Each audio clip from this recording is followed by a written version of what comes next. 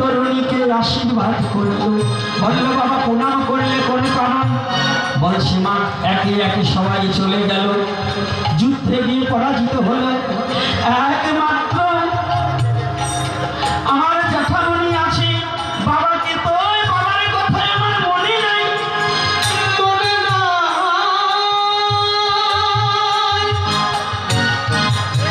বাবাকে দেখার বড় স্বাদ জেগেছে। মা বলছে তরুণী রে, আমার মনের স্বাদ, তুই একটিবার এই যুদ্ধে যাবি, তোর বাবাকে তুই একটু দেখে আসবি। মা জানে এই যুদ্ধে গেলে আমার পুত্র ফিরে আসবে না, তথাপিও বলছে যা। আজকে যদি তুই যুদ্ধে না যাস তাহলে তোর স্বধর্ম রক্ষা হবে না। বাবা জানে, তবে শোন, সবাই যে যুদ্ধে গিয়েছে যেভাবে সেজে, আজকে তোকে সেভাবে সাজাবো না। আজকে আমি তোর মা যুদ্ধের অনুমতি দিচ্ছি, আমি তোকে আলাদা রূপে একটু সাজিয়ে দিচ্ছি।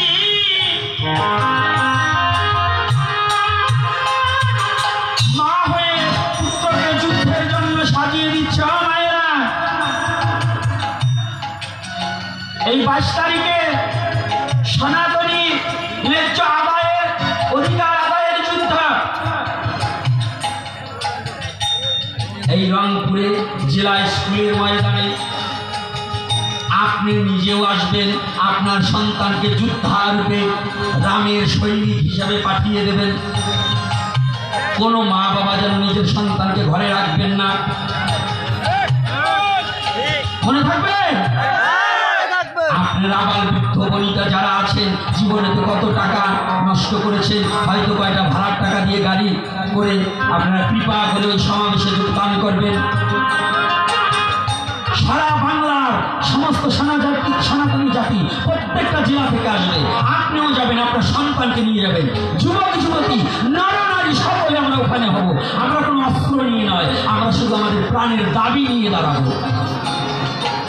আমরা কোনো যুদ্ধের জন্য নয়, আমাদের জীবনকে সুরক্ষিত করার জন্য। আমরা কারোর সাথে অন্যায়ভাবে মারামারি করার জন্য নয়, আমাদের মন্দির যাতে না ভাঙে, আমাদের ধর্ম যাতে সুরক্ষিতভাবে প্রতিপালন করতে পারি, এই দাবি নিয়ে আমরা রংপুর জেলা স্কুলে উপনীত হব। নাকি রাধে? যাবো কিনা? কারা কারা যাবো? হাত তুলুন। মায়েরা হাত তোলেন না কেন? গো যেতে হবে। পৃথিবীতে যাহা কিছু কল্যাণকর, অর্ধেক করিয়াছে নারী, অর্ধেক করিয়াছে নর। শুধু পুরুষের দ্বারা এই দেশ স্বাধীন হয় নাই, নারীরাও যুদ্ধ করেছে, করেছে না?